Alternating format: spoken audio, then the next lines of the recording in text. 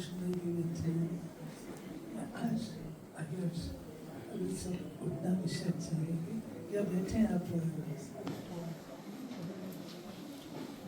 बहुत ये भाग्य होता है कि जो भगवान के साथ सृष्टि चक्र में प्रमुख भूमिका निभाते हैं उनके साथ रहने का और काम करने का, सेवा करने का अवसर मिलता है।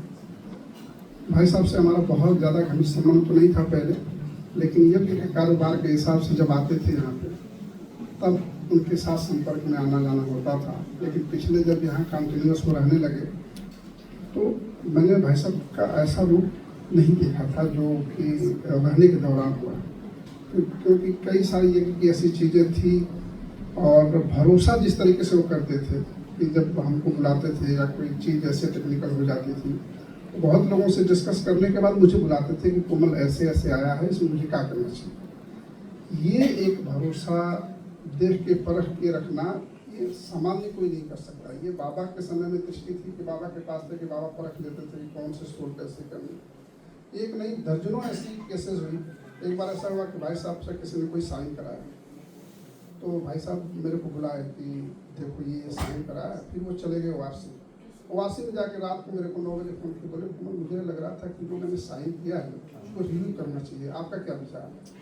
तो मैंने कहा भाई साहब मुझे भी लग रहा था लेकिन आपने कुछ कहा नहीं तो मैंने इससे कुछ बोला नहीं। बोले चलो जब वापस आएंगे तो हम इसको बुला के रिव्यू कर लें। या कोई भी ऐसी यज्ञ की चीज़ें थी, इतना जल्दी भरोसा कर लेना और परख लेना ये बहुत सामान्य सोल या बहुत सामान्य आत्मा की निशानी नहीं है। बीच में कुछ ऐसे हुआ था तो हम लोग कई बार एक दिन रात में 11 बजे फोन किए कि कोमल मेरे को ख्याल आ रहा था कि ऐसा ऐसा था तो कल मेरे से मिलना तो उससे करेंगे।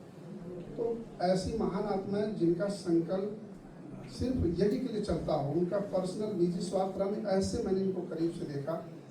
और पुरुषार्थ के लिए तो इनसे बड़ा प्रेरणा तो कोई हो ही नहीं सकता। अमृत बेला कई बार हम लोग होते हैं कि माउंट आबू से आ गए, अहमदाबाद से आ गए तो आदमी आता तो थक जाता है। तो दिल्ली से आते थे, अगले दिन सुबह अमृत बेले 3:30 बजे आते थे। तो मैं रेगुलर उनको देख करके मुझे बहुत प्रेरणा आई। तो जब कभी मुझे देखते तो कहते थे कि तुम अमृत बेले आते हो, आगे बैठते मुझे देख के बहुत अच्छा लगता। मतलब इतना दिल से उनका जो वाइब्रेशन निकलता था, मतलब उनका इतना बोलना जिससे लगता था कि एनर्जी भर देता है। तो ऐसी महान आत्माओं का फिर हम लोगों को लगा, हमको ये लगने लगा जब निर्भय भाई साहब गए तो लगा कि चलिए कम से कम एक ऐसी महान आत्मा है जो यज्ञ को संभालने के लिए काफ़ी। और हम लोगों को ये भी था कि भगवान ने आपको हेल्दी भी रखा है। भाई साहब इतना जल्दी चले जाएंगे मतलब ये बहुत पेन होता है, क्योंकि ऐसी आत्माओं का यज्ञ में रहना अपने आप में सुरक्षा है।